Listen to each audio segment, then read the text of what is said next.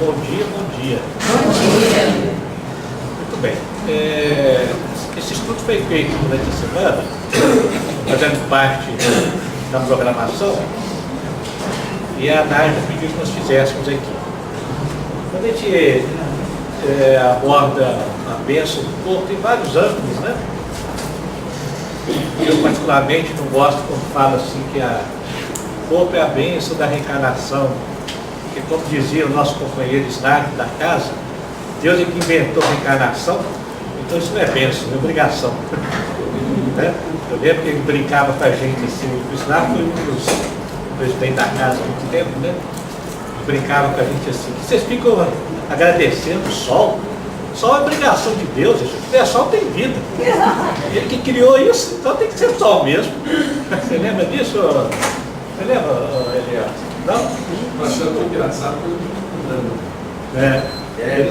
Ele tinha esse perfil. Então, eu escolhi um ângulo em que, considerando que o objetivo final do ser espiritual em experiência humana é atingir o amor universal, como que o corpo contribui para isso no aqui e agora? De que maneira que o corpo trabalha como uma gramática de Deus a nosso favor sempre, para que a gente atinja esse amor universal. E é interessante estar trazendo isso aqui, porque nós já estamos vivendo nessa transição planetária, nesse limiar de mudança do planeta, de pós-expiação para a regeneração, em que uma das coisas que caracteriza esse momento é aquele grande confronto previsto lá na Bíblia, no livro de Jó, entre o espírito da verdade e o espírito da mentira.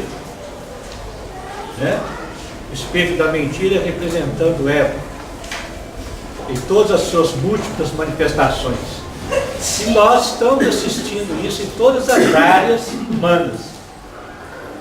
A área da educação, da medicina, da política, todas as áreas nós estamos vivendo já esse confronto entre a verdade, o espírito da verdade e o espírito da mentira.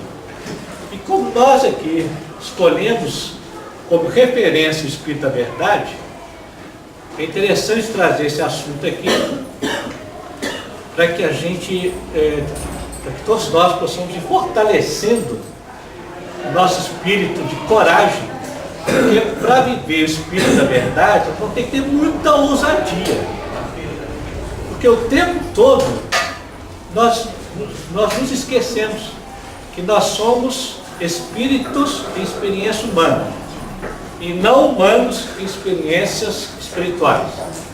Isso modifica radicalmente o nosso olhar e a nossa postura diante de cada fenômeno da vida. Ok?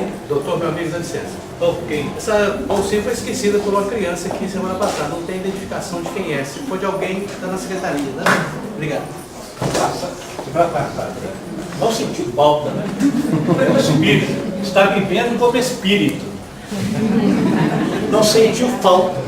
Porque o que difere a vivência humana da vivência do espírito, que como espírito, nós já possuímos tudo e não precisamos estar ansiosos nem para ter e nem para ser para ter. Como humanos, nós ficamos extremamente ansiosos para ser e para ter, ou para ser para ter. Então, quem esqueceu aí, se não estiver com Alzheimer, está vivendo a plenitude do espírito, porque nada nos pertence. Então, fica aí para outro, né? Não, está resolvido. Então, vamos lá. Espera aí que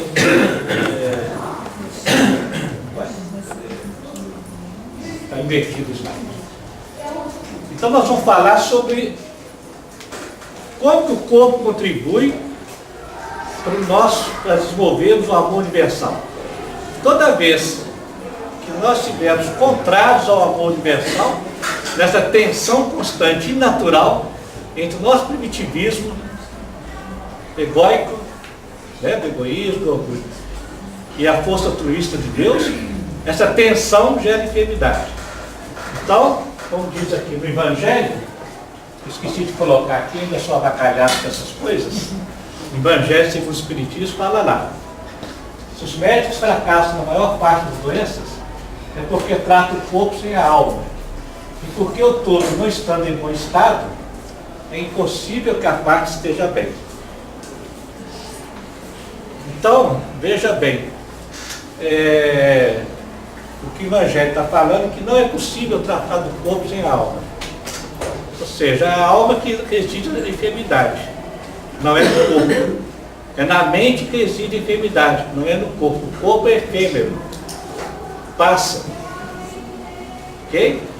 E nós vamos viver essa tensão. Como eu falei, do espírito da verdade, que é isso, o espírito da mentira. Né? Que é simbolizado lá no livro de Jó. Vocês lembram do livro de Jó? Alguém conhece? Lembra não? A história de Jó? Jó vivia na alegria, na fé absoluta, na fartura, tinha tudo. Aí chega Satanás, vamos lembrar que é uma metáfora, né? Um arquétipo do sofrimento humano, do sofrimento do espírito, na condição humana. E aí Satanás vira para Deus e fala assim: Jó é feliz e tem fé, porque tem tudo. Quero ver se ele perder tudo, se vai continuar tendo fé.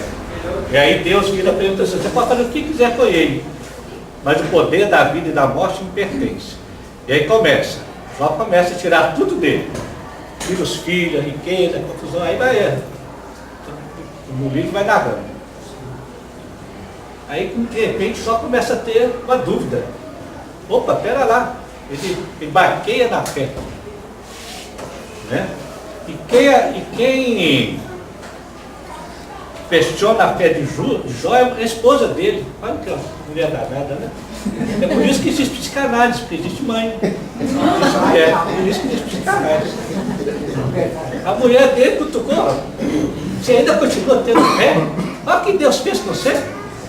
Aí vai ter com Deus, vai conversar com Deus. Aí começa um diálogo maravilhoso do livro do Jó. Que aí Deus vira para ele e fala assim: onde estavas tu quando eu criei o mundo? Você acha que eu não sei de tudo que você necessita? Olha que lindo, o diálogo é maravilhoso.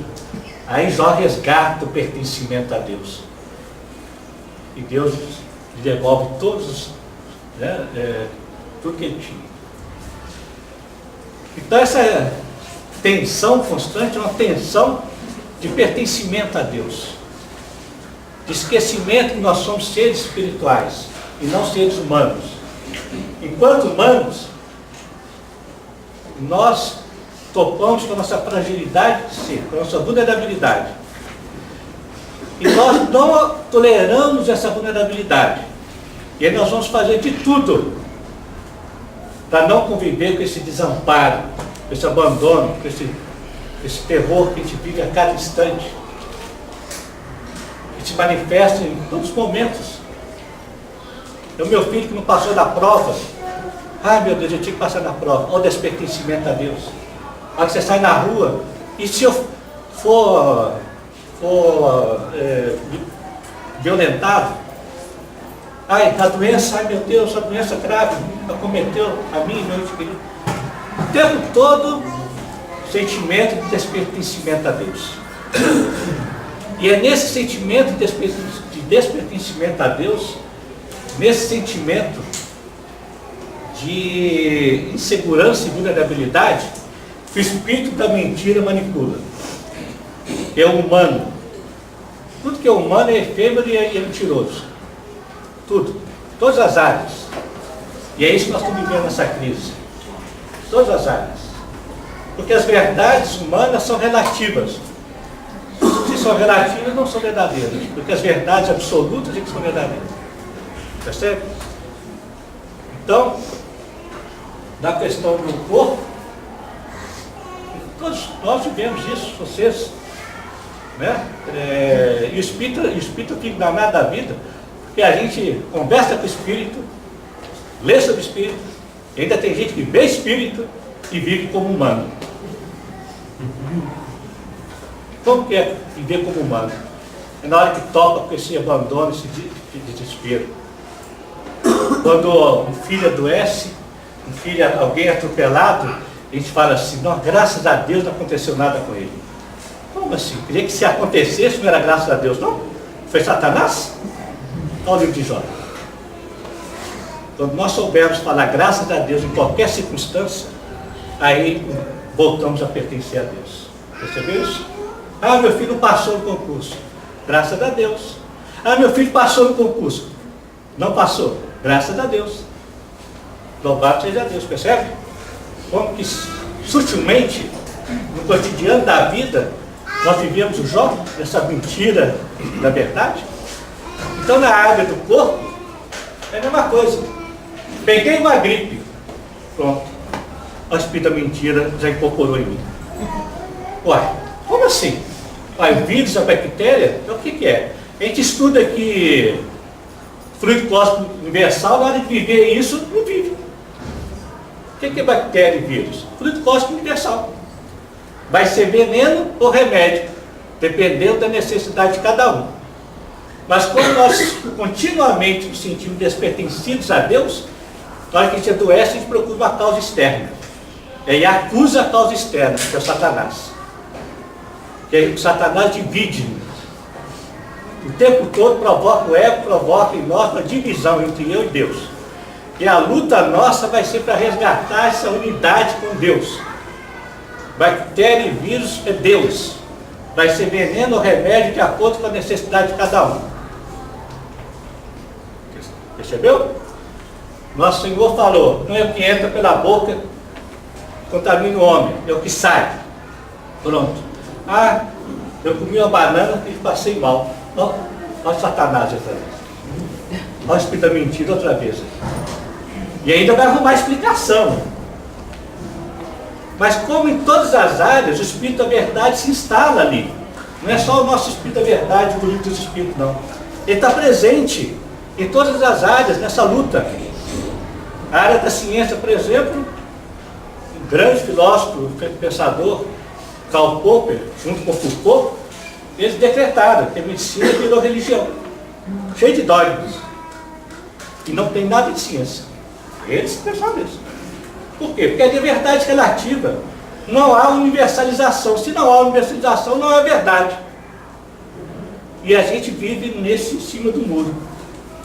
Em cima do muro onde o capeta gosta. Tem até aquela historinha que fala, né? Que tinha um indivíduo em cima do muro, do outro lado era o céu, do lado de cá era o inferno.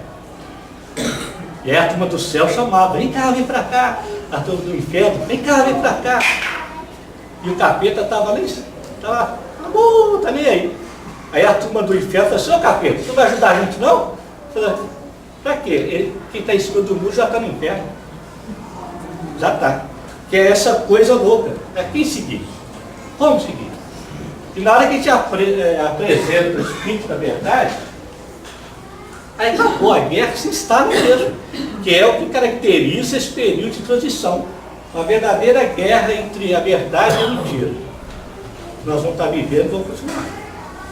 Até que a gente tenha a ousadia de viver como espírito na matéria. Ok, gente? Então está aqui. Bom, se ele falou que é isso aí, nós vamos buscar um aprofundamento disso aí para a gente entender, para saber como administrar isso aí, tá? Aí nós vamos voltar lá no Exilado de Capela. Tá vendo? Vamos voltar lá. Cadê? Olha lá, Hipócrates. Exilado de Capela, vamos lembrar. O cara veio lá com toda a sabedoria que nós ainda nem atingimos. Deixou aqui tudo pronto para a gente. E nós ainda não conseguimos entender e nem tão pouco viver plenamente. Então olha que chique que ele falou. O que é enfermidade? É desproporção. É a monarquia com predomínio de uma das qualidades sobre sua contrária. Não é possível conhecer a natureza da enfermidade sem conhecer a natureza do indivíduo. Ele falou de desproporção, de qualidades. Olha que chique.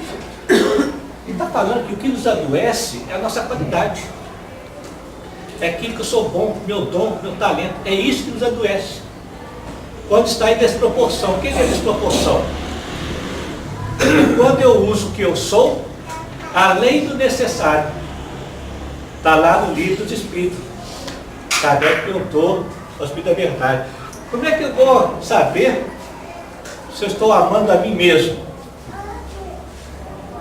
Toda vez que você for além do necessário, suja tudo.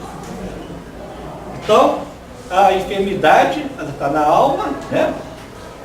E a dinâmica, o princípio que rege, é esse aí.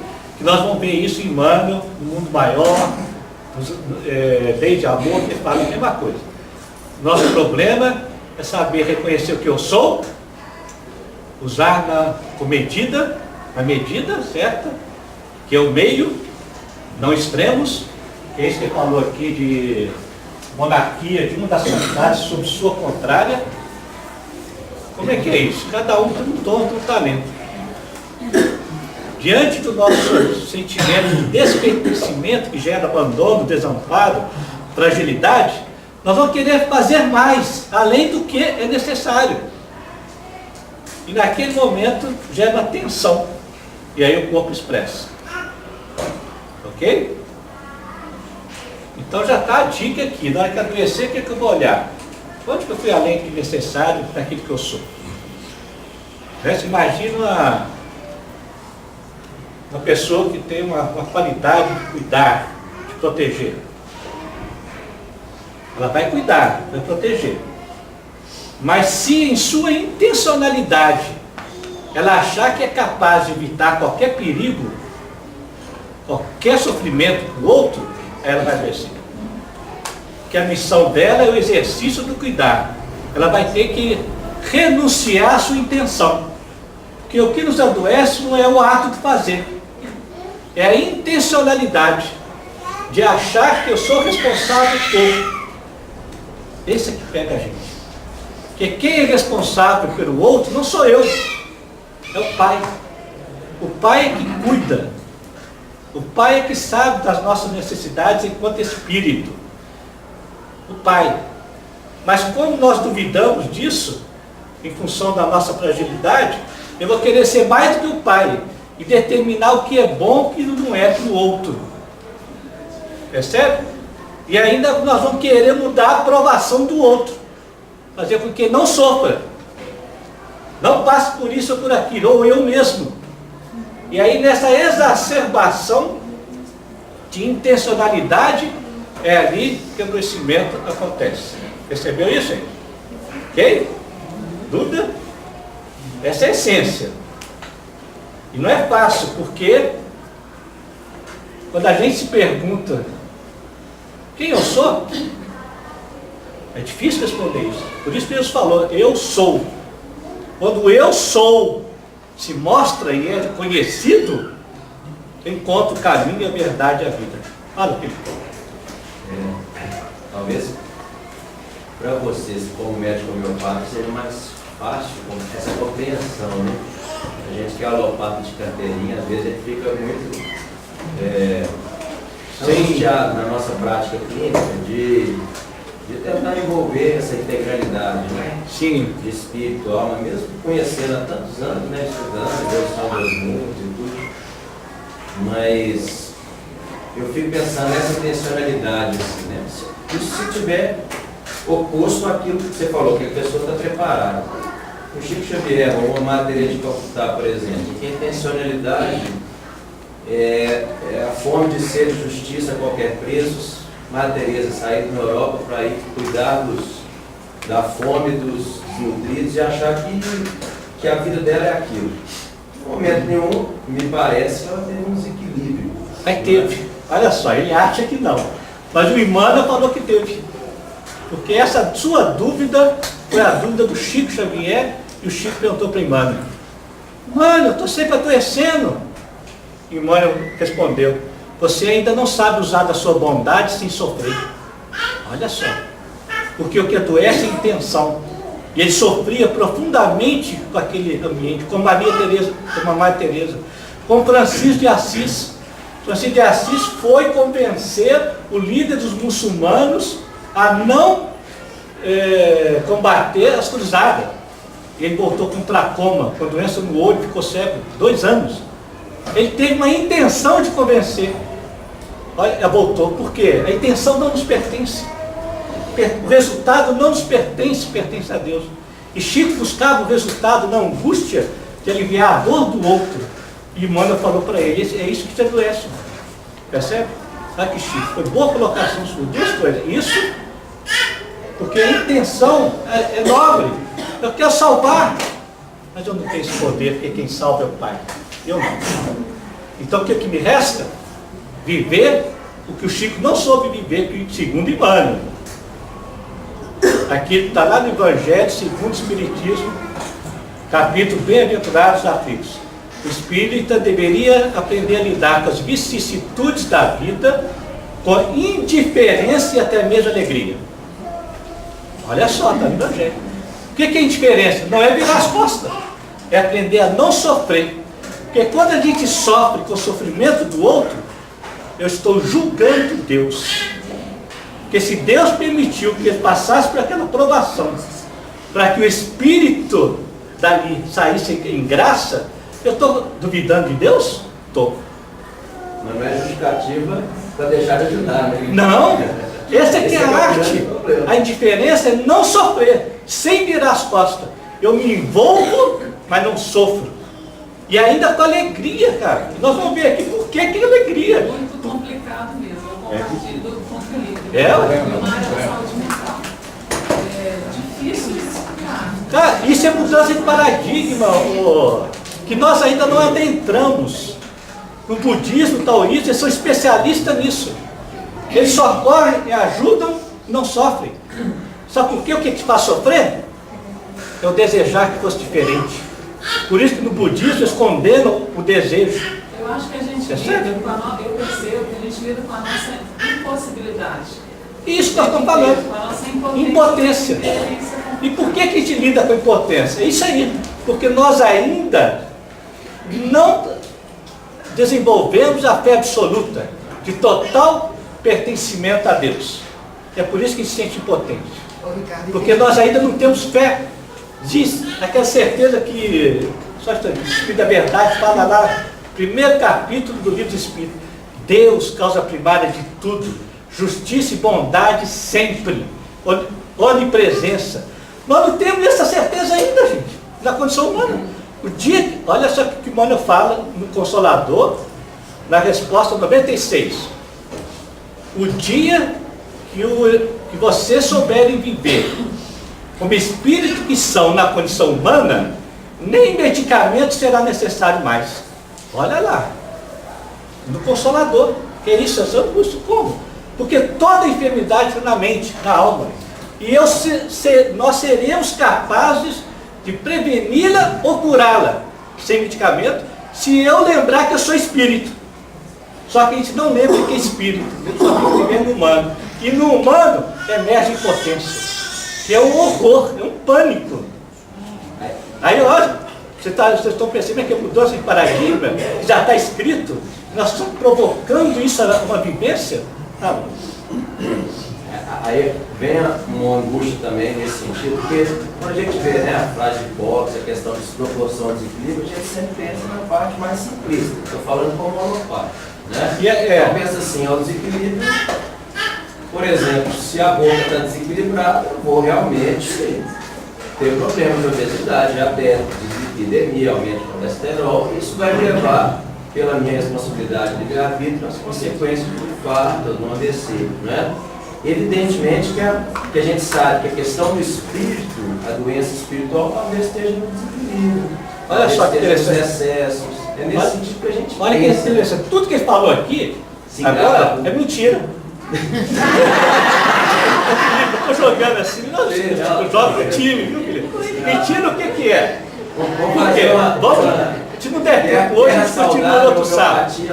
Não, isso não é homeopatia. Eu não estou falando aqui como homeopata.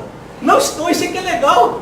Eu não estou. Olha só que Karl Popper, que é o grande da ciência, e o Foucault fala. O que Karl Popper fala? Uma coisa para ser ciência tem que cumprir os 3 pilares fundamentais da ciência. Ser universal, capacidade de medir e passar pela prova do contrário. Tudo isso que ele falou, não passa. Em nenhuma das 3. Por quê? Você não tem como medir a quantidade de gente obesa com colesterol alto e que não sofreu infarto, sofreu nada. Não tem. Isso é dogma. E a vivência da prática para de ser dogma. Você percebe? Isso é meta-análise, isso aí são vários estudos. Não, e você pode, eu vou sugerir a vocês, aos nossos colegas, a estudar um livro de um cardiologista italiano que lançou o livro ano passado. E ele fala isso. Ah, mas eu falo para estudar Frâmiga, então. Não, então nós vamos estudar o que? O Espírito da Verdade. Pronto, ótimo. Não, O texto da verdade. E viver essa ousadia. Sabe o que é viver essa ousadia? Está lá no Espírito da Verdade. A hora da morte é fatal. Nada muda. Nada muda. Então nós não estamos falando de tomar remédio ou não, e nem tampouco de seguir uma linha ou não. E isso a gente poderia desenvolver um duelo entre Satanás e o Espírito da Verdade. Nós estamos falando da ousadia de viver o Espírito da Verdade. Que significa o quê? Se ele fala lá, nenhum perigo nos acontece que não esteja na pauta das suas necessidades, eu vou ter que experienciar isso para sair da zona da opinião e dizer que isso é verdade. E aí vai ter que ter ousadia. E aí que entra... Não causa infarto. Ei? Cigarro não causa infarto. Não é o cigarro que causa infarto. Olha que coisa pergunta louca, nós vamos acabar com os povos. O que é que o Espírito da Verdade está falando? Vamos continuar aqui. Vamos continuar. Não causa. Não é ele. Vamos lá. Vamos continuar. Pode continuar? Pode falar. Nesse sentido que você está falando, você entende? O que eu percebo na humanidade é que, principalmente aqui, a gente tem uma vontade muito grande de ter controle sobre as coisas, sabe? E eu acho que esse controle também é uma tradução de um pouco do que você está tentando falar, que nos leva a essas doenças, né? A gente deve trabalhar. O trabalho é importante, mas o resultado a gente não vai controlar. Não. E mais ainda do que isso, né? Aquilo que Kant falava da anterioridade. Porque a medicina é ciência aplicada, não é ciência pura. Nós estamos colocando a medicina porque é a cabeça do corpo, né? Eu perguntava a um físico, né? O nosso filho é físico, professor do Antigo Gênero. Eu perguntei, Lucas, você agora está lá dentro, tem jeito de você mudar ou influenciar aquela turma da medicina? Eu falei assim, pai, a biologia e a física já têm elementos suficientes para mudar o paradigma médico. Mas o que impede? Ego. Ego de ciência. E não adianta ficar discutindo. Então o que ele falou? Viver igual Max Planck, físico, falava. Quando um novo paradigma vai emergindo, nós temos que esperar a turma morrer para chegar aos novos, porque os novos aguentam esse tranco. E os novos, os atuais, não aguentam, porque é desmontar esse controle da ilusão. Então, a ciência pura já tem modelo para desmontar a medicina. Mas vamos esperar o tempo de quê? Da fermentação, da levedura de todos nós. Juntos, quando nós estamos em condições, algo acontece para a grande mudança paradigmática. Então vamos continuar, que eu acho que a sua aflição é a nossa, e eu diria que eu tive médicos alopatas que pensavam como pensa isso aqui, que tinham a ousadia de viver os princípios fundamentais da medicina, que são esses aqui, não diferem muito da homeopatia, não. É porque foi abandonado, gente. A indústria do medo entrou em campo, tomou conta do pensamento, e aí começou a fazer essa coisa aí, né? E aí as verdades vão sendo mudadas, vão mudando. Ah, hoje faz mal, agora faz bem. Amanhã faz mal. Ah, o colesterol que mata. Não é o colesterol que mata, não. Tem uma pesquisa que mostrou que ele é o cimento que vai lá na artéria e cola a fragilidade da artéria. E não é o que se come, é os radicais livres. De onde vem radicais livres? Do estresse. Você ficar sabendo disso? Claro que não, porque o Drauzio Varela não vai falar isso. Mas a turma do PSF, da Sociedade Brasileira de Saúde da Família, já está falando isso. Ah, todo mundo vai tomar vacina de gripe. E eles estão falando, bobagem, para quê? Não serve para nada. Não é isso? É, porque a gente baseia em evidências. As mais Evidências. possíveis. Isso aqui é chique. Eu estou adorando a sociedade brasileira. Sabe o que é isso? Porque eles mudaram o olhar. Da medicina de família e comunidade lá do Hospital da Não é? Só que as evidências que a gente utiliza como evidências, igual você falou, é equilíbrio, são extremos. Igual quando a gente questiona o rastreamento de, igual no Novembro Azul, o rastreamento de próstata indiscriminadamente. Agora, também não chegamos ao extremo, Ricardo, oposto, de achar que, vamos dizer assim, vamos fechar os olhos e deixar tudo me levar. Não, mas o bacana é da evidência. Zeca Pagodinho, sabe? É. Deus está com a gente. Não. Vamos Mesmo fumar, porque- comer uma tarde que eu Não, mesmo porque, sabe, Felipe? E mesmo porque a nossa condição de espírito, que ainda vive na condição humana, a gente não dá conta de ver a radicalidade. É o que Joana de antes fala. Enquanto vocês não darem conta, esses recursos são aliviados. Mas não é a verdade, é isso que eu quero dizer. Mas é necessário que ele não dá conta. A gente precisa. Nem todos dão conta diante de um fenômeno orgânico, recorrer a Deus primeiro, depois ao médico. E ao recorrer a Deus se curar. Não dão conta, não sabemos fazer isso, gente. Isso aqui é séculos de pensamento estratificado. Então a gente precisa disso sim. Mas com consciência. O que nós estamos falando é o seguinte. O que nós estamos vendo aqui, ó? Não é o omeprazol que vai curar a sua úlcera, porque a úlcera está na alma. Se ficar feliz, graças a Deus melhorou coisa, ilusão. Ilusão. Porque vai trocar de endereço. Vamos ver o que o Mano fala? Então aqui vocês já leram, né? Então, não é o óbvio que é a causa, o óbvio é o instrumento. É sempre consequência. Está sempre a consequência. Evolução em dois mundos. Excetuados para as fricções, da ausência de higiene, quer dizer, aquilo que o corpo não dá conta e é muito agredido materialmente, as depressões criadas em nós por nós mesmos, plasmam determinados campos de ruptura da harmonia solar. Geralmente, quase todos sofrem com fenômenos secundários sob som de predisposição mórbida. Ou seja, excetuado aquele quadro que o corpo não suporta em função da agressividade, tudo mais surge em zona de predisposições mórbidas decorrente daquele conceito de enfermidade lá. Vem da alma. Tudo. Ok, gente?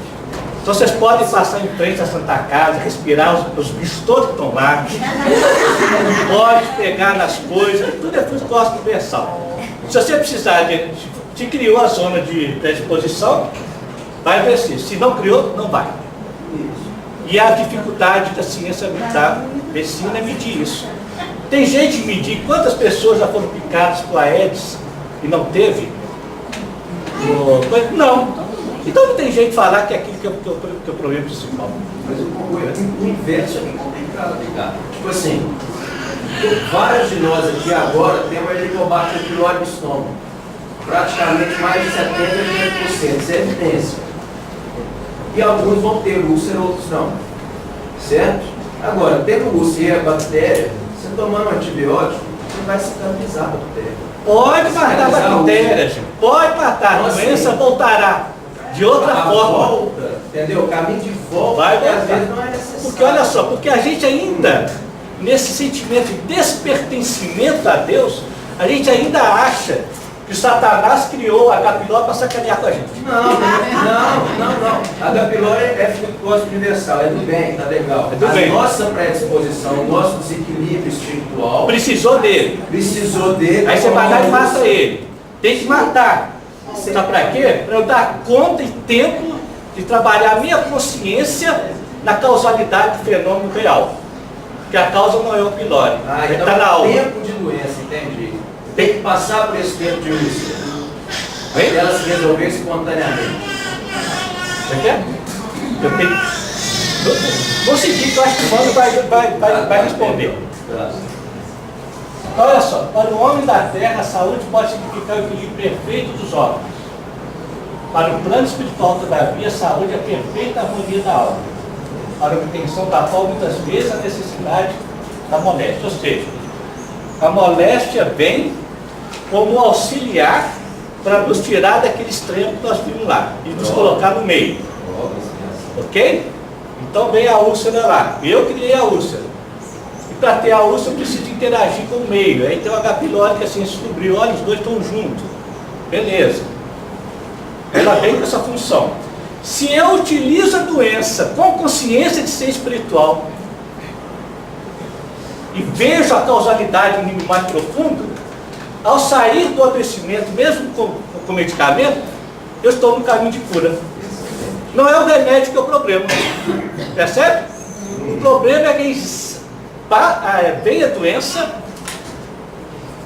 fica satisfeito com a causalidade externa, né? Ah, foi um vento. Ali um vento e bem. Ah, foi a comida lá do restaurante. Olha, todo mundo comeu, só você passou mal. O que aconteceu? Provavelmente você pagou a conta. Estou danado da vida. Saiu dali danado, adoeceu, botou culpa na minha mesa. Percebeu então? Pode. Trata. É bênção. Mas pare e reflete. O que existe em mim? O que aconteceu em mim que está fazendo isso? Aí você usa a bênção da medicação. Vai tomar lá o batiquinho, tal, não sei o que. Entendeu? Não é um brigando com o outro. É complementaridade. Não há antagonismo. Senão a gente cai novamente numa visão dualista do mundo. Um complementa o outro. Percebe? A proposta do Espírito da Verdade é trazer luz à consciência. Pode usar o que for, porque no futuro não vamos usar nada. Nem homeopatia, nada. O Mano falou, no futuro nós vamos saber usar isso aqui. Está aqui 500 anos, 1000 anos, sei lá. Ok, gente? Porque senão vai acontecer isso aqui, ó. Olha só, doença incurável traz consigo profundos benefícios. O que seria das criaturas terrestres as moléstias dolorosas que lhe apodrecem a vaidade? Vai ter que mano fala. Mano é bravo, viu? O espírito pediu, ao reencarnar, passar por uma provação para ele aprender a se libertar de tudo aquilo que ele sofre e atingir o amor universal. E às vezes vem uma doença para ajudar a fazer isso. Ele não deu conta de fazer por si mesmo. Aí a doença ajuda. Vai apodrecer a vaidade. E aí o que nós fazemos? Ficamos rezando para acabar a doença. Perdemos foco. Nós temos que rezar para Deus para que Ele tenha força para dar conta de superar aquilo e sair vitorioso. Percebe? Por isso que o Evangelho está lá, indiferente até alegria. Eu estou vivendo isso em casa com minha mãe. 87 anos, além do Alzheimer que começou, o corpo dela está todo ferido, chaga, coçando, não sabe o que é, já fez biópsia, alopática, não sabe, e remédio nenhum dá conta. Eu estou vendo ela lá. Eu trabalho em impotência, e o que me resta? Indiferença e alegria. Indiferença o que é? A única coisa que eu posso fazer por ela é dar a mão a ela, consolá-la. Mãe, as tristezas de hoje serão as alegrias do futuro, mãe. A senhora é um ser espiritual. Nós estamos contigo. E eu dou a mão e fico ali, só isso. E ela naquela angústia. E ainda fica alegre. Vamos dizer, alegre, porque a vaidade e a arrogância dela está sendo apodrecida ali. Percebeu o que é viver com o Espírito, que não é fácil? E a gente reza como um ser despertencido. Senhor, cura minha mãe, vai vir aqui. Ela pediu, ele autografou embaixo, falei, mas agora você quer que eu tire? Ele é um espírito, não é humano, não, esse humano não vale nada. É podre, vai morrer, acabar, é o espírito que está se curando. E aí é aquilo que está lá no livro do Espírito. Enquanto nós humanos nos sofremos com o outro sofrendo, os espíritos se regozijam em alegria pela libertação dele. Como é que nós somos bobos, né, gente? Nós estamos sofrendo e eles estão satisfeitos. É isso que a proposta é de fazer essa integração, que é uma ousadia de viver isso enquanto humanos. Porque é muito doido. Eles estão satisfeitos lá e nós estamos sofrendo aqui. Não, peraí, ó. Jesus é bem diferente. Na história da mulher cananita, enquanto ela pedia Jesus para socorrer a filha, ele caminhava como indiferente. E a mulher insistia, Senhor, ajuda minha filha. Os discípulos começaram a ficar excitados com ela e disse, foi uma mulher cananeia. De repente ela parou e disse, Senhor, ajuda-me. Aí ele parou e voltou as coisas. Ele parou. Ajuda-me. Percebe? Porque as circunstâncias vêm ao encontro da minha necessidade. Muitas vezes, diante de uma mãe dessa, quem está mais necessitado sou eu. Que aprender a lidar com a minha impotência de curador. E ela está acontecendo lá. Então, louvado seja Deus, vamos ficar alegres. E mais ainda de quem cuida. Porque quem cuida está na aprovação. Necessitou disso. E necessitou mesmo. Porque a minha irmã nunca lidou bem com ela e agora nunca tocou nela. E agora ela compra o creme e passa no corpo dela. Eu fico olhando assim, Deus, você é safado mesmo. Olha como é que você faz, Deus. Ela nunca tocou na mãe. Aí ele faz uma coceira, aquele trem vermelho, ela compra um cremezinho de girassol, fica lá passando nela, o corpo aliviar. Olha como é que Deus é. Nós temos que entender isso. Se entender isso, a impotência se esvai e a alegria do ser espiritual começa a nascer. Entender que nós somos espírito mesmo, e aí fica chique. Apodrece a vaidade, aí vai. Pode objetar que as injeções de compromisso suprimem a dor. Todavia, o mal ressurgirá mais tarde nas células do corpo. Aí, é isso que eu estou falando. Pode ser qualquer coisa. Homeopatia, alopatia, chá, passe, lá na Umbanda, qualquer coisa. Se estiver indo lá para ficar livre disso, bobagem. Receituário mediúnico, que tem uns espíritos médicos que morreram, mas não desencarnaram ainda. Acha que é médico ainda. E quer ficar receitando. E no largo os médicos.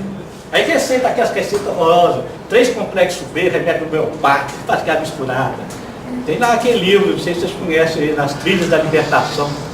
Conta essa história de um médico que desencarnou, não queria deixar de ser médico. Ficou assediando o médico lá e tratando as pessoas, e a equipe toda da casa tentando auxiliar, e não largava a medicina. Aí o que ele fez? Ele influenciou o médico a sair daquele centro e montar outro. Vai ficar livre. Olha só, aí fica. Você está indo na casa espírita para curar o quê? O humano? O ser espiritual que você é. Aí é outra coisa. Aí comporta o alívio da alopatia, da homeopatia, do incenso, coral de bar, ortomolecular, qualquer coisa. Porque tudo isso é ilusão mesmo. Enquanto nós não cutucar a ferida da alma, o resto tudo é ilusão. Né? Que é isso aí. Aí vai surgir mais tarde. O que é isso? Hipócrates chamava isso de metástase mórbida, que é a ideia da úlcera. Tratou, não conscientizou, a causa primária continua atuando, aí ele faz uma polite, aí faz não sei o que, vai mudando de endereço. Como muda de endereço, muda de especialista. Porque a medicina é fragmentada, aí começa a ter 3, 4 médicos. Coração eu vou no cardiologista, para aqui eu vou no gastro, para aqui não sei o que. Estou abençoando essa turma da saúde da família. Estou até querendo ver uns que atendam particular, que é só atende teste de saúde, né? Agora está abrindo? Está abrindo, porque tem de indicar um especialista um desastre. Porque o especialista transforma a exceção em maioria, em universalização. Ele começa a fazer mais mal do que bem. E a turma da saúde da família tem mais discernimento disso. Já estão caminhando para esse olhar. Já estão caminhando. E aí, gente? Trocou aqui, entendeu? Qualquer situação, minha garganta me dá lide. Pode usar lá, antibiótico. Mas vai ver o que te afetou. O que você foi além do necessário e que não era necessário. Ah, eu quis falar para minha mãe, quis falar para meu filho, ele não aceitou, não deixou eu ouvir, eu saí dali trancado. Pronto, trancou, o corpo estressou. E aí como é que é a cura? Vamos respeitar o livre-arbítrio do outro? Vamos. Você quer livre-arbítrio só para você mesmo? O outro tem o livre-arbítrio de te xingar e fazer o que quiser com você. Tem. E você pediu para alguém encarnar, ficar com essa pessoa do lado, sabe para quê? Porque você pediu para desenvolver a misericórdia. Se você pediu para desenvolver a misericórdia, você vai ter um coronel do lado, o intolerante. Se você amar o intolerante, o coronel, amar a Deus sobre todas as coisas, você vai aprender o amor universal. E aí ele vai ter mais amidalite, porque na hora que ele der um tranco em você, você vai assim, louvado seja Deus. E vai saber que amar não significa gostar. O Espírito não nos pede para gostar do inimigo, mas pede para amar. Porque quem gosta busca satisfação. E quando não tem satisfação, joga para lá. Quem ama não joga para lá. É um sentimento de equidade. Foi essa a resposta que o Espírito deu para minha irmã. Você não precisa de gostar da sua mãe, mas faça, viva com ela. Isso é amor. Gente, fica até arrepiado. Ficou fácil. Eu não preciso gostar desse sujeito aqui, que todo dia faz cocô no vaso e não dá descarga. Eu tenho que entender que o cocô do vaso de descarga só serve para minha reforma íntima, porque o espírito não faz cocô. Não tem vaso no mundo espiritual. Não tem, gente. Olha que coisa boa. Não tem banheiro para lavar. O banheiro sujo, o xixi que fica do lado, só serve para o espírito fazer sua reforma íntima. Enquanto você não amar o outro do jeito que ele vai fazer xixi fora do vaso. Aí na hora que você ama ele incondicionalmente, é para isso que nós viemos, eu já estou vivendo como espírito. E aí o que acontece? Quando o discípulo está pronto, o mestre desaparece. Porque o mestre é ele que está ao meu lado, me ensinando a amar incondicionalmente. Entendeu? Como é que vai curando a doença? Pois é, Ricardo, mas Fala. fala a respeito da criança. Eu estou vendo uma criança de 1 ano ou menos, sofrendo com uma febre e aquela situação de desconforto. O que é que eu faço? Deixo? Não é deixar ou não estou discutindo isso. Então a gente entra naquilo que ele falou ali, Felipe. Não é isso que eu estou discutindo. Estou discutindo o seguinte, é que a criança é um espírito que já traz em si esse processo, e já é um espírito com uma identidade. E que o meio, a realidade, não consegue identificar essa identidade e começa a gerar uma tensão. E ele começa a expressar essa tensão desde cedo. Sem contar que nós não estamos falando no rol das doenças kármicas. Na medicina chinesa milenar, antiga, lá há 3.000 anos, tinha um especialista nisso. Quando o médico chinês lá não dava conta, fazia tudo e nada resolvia, chamava o especialista. Ele devia ser um médico. Ele ia, analisava, virava lá, é karma, não tem nada para fazer. É só cuidar. Maravilha se tivesse sujeito assim, né? É karma, só cuida, porque é mesmo. Tem gente que você faz de tudo, não altera. O André Luiz fala isso, chama isso dor redenção. Vai ficar a vida toda com aquela predisposição para lembrá-lo do que ele deve mudar. A criança já nasce assim, ou já nasce com karma, que serve como provação dos pais, necessidade dos pais, ou porque já está vivendo essa tensão. Percebe? Mas aí não afeta. Não, aí é outra coisa. Aí você vai tratar, né? Que aí nós vamos discutir isso no outro bate-papo. Legal. Tá? Tá bom. Vamos ver, se sobrar aqui a gente volta. Que aí entra no detalhamento da vivência. Né? E é legal, Mas vamos correr mais um pouquinho aqui, vamos lá. Então, ok, gente? Tá? Tá claro aqui? Certo? Ah, eu infartei. Se não cuidou da causalidade, vai fazer outro infarto. Outra coisa, aí vira aquele sapenado.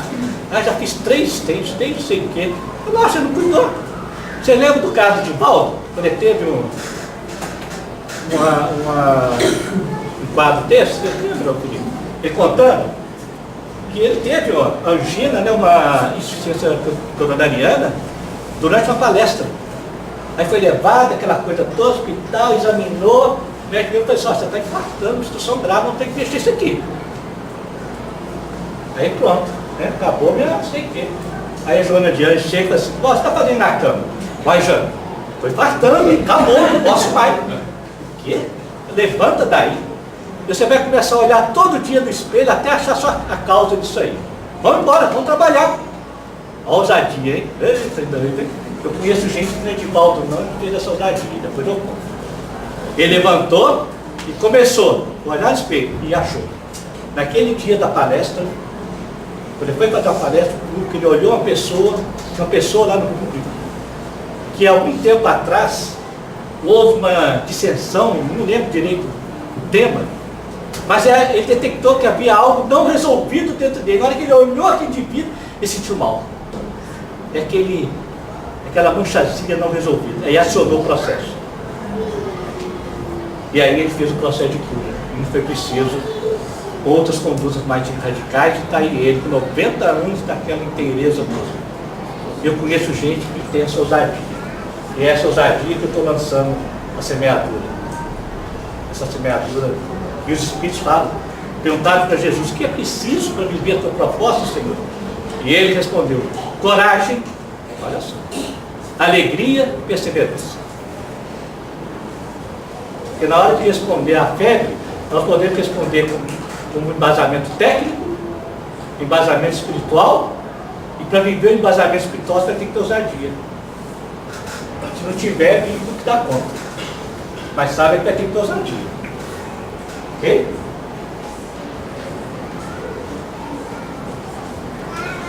É ainda na alma que reside a fonte primária de todos os recursos medicamentosos definitivos. A assistência farmacêutica do mundo não pode remover as causas procedentes do caráter mórbido dos indivíduos. O remédio eficaz está na ação do próprio espírito vivo. Nós não sabemos fazer isso. Nós precisamos de aprender. O planeta do Itaipim aí é assim. Então vamos aprender e um dando a mão ao outro, sem dualismo, sem negação, mas num regime de complementaridade, de apoio mútuo, seja a nível da ciência, seja a nível da educação, porque isso nós estamos falando da medicina aqui, mas está acontecendo a mesma coisa na educação, gente. A educação não está visando ser integral, não está visando o dom do Espírito, a sua vocação. E os pais estão aceitando isso e ficam em cima dos meninos. Qual a nota que você tirou? Fez para casa? Ah, não sei o quê. E aqueles espíritos olham para aquilo tudo e falam: para que serve isso? Não sei para que serve. E eles têm razão, não serve para nada. Só para passar no Enem. Aí passa no Enem. Vai escolher um curso que está fora da vocação dele. 20% dos jovens da UFMG estão usando antidepressivo. A presidente da FEB está preocupado com o índice alto de suicídio em jovens espíritas.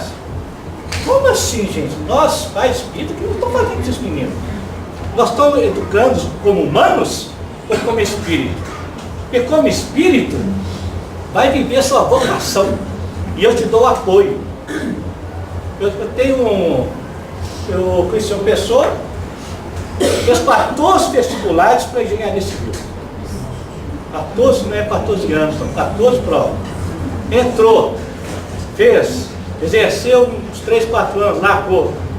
Foi fazer o que ele sempre gostava. Ele gostava de dirigir. Ele gostava de carro, de dirigir. O que ele tinha que fazer aquilo? Sabe que os pais não perceberam? Não perceberam. Ele hoje, 60 e tantos anos, é motorista de banco. E veio para isso, é isso que ele gosta. Para que vai buscar título?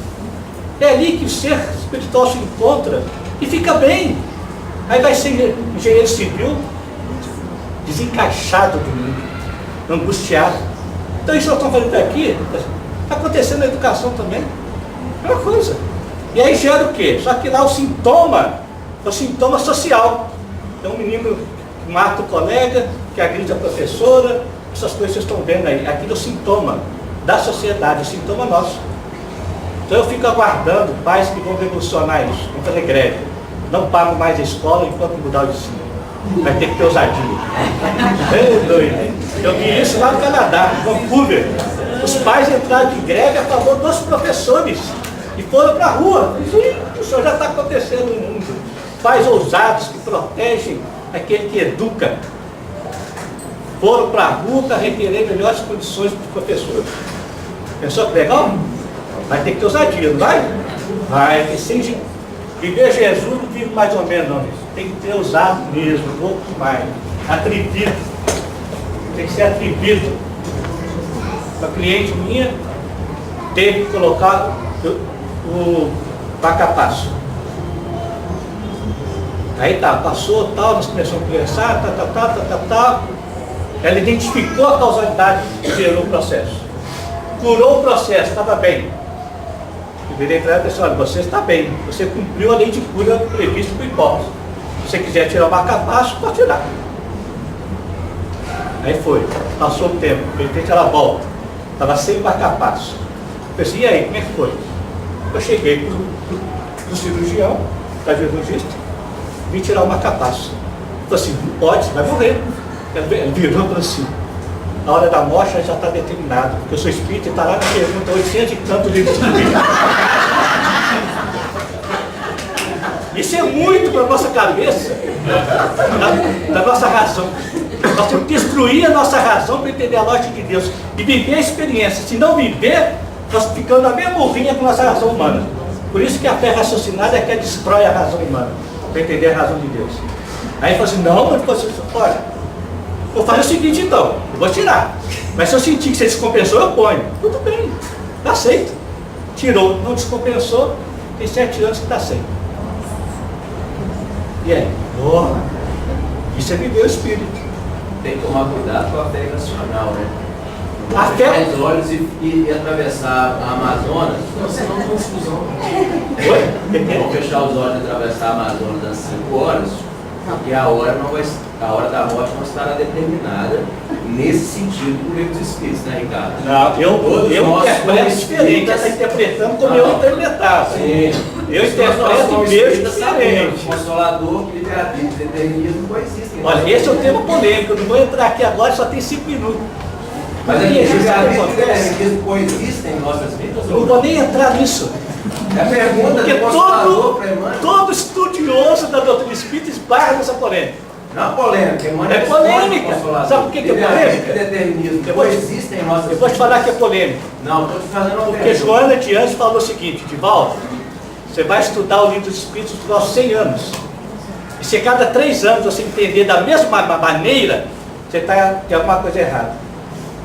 Ricardo, uma pergunta do Consolador de Emmanuel. Emmanuel, livre-arbítrio e determinismo coexistem em nossas vidas?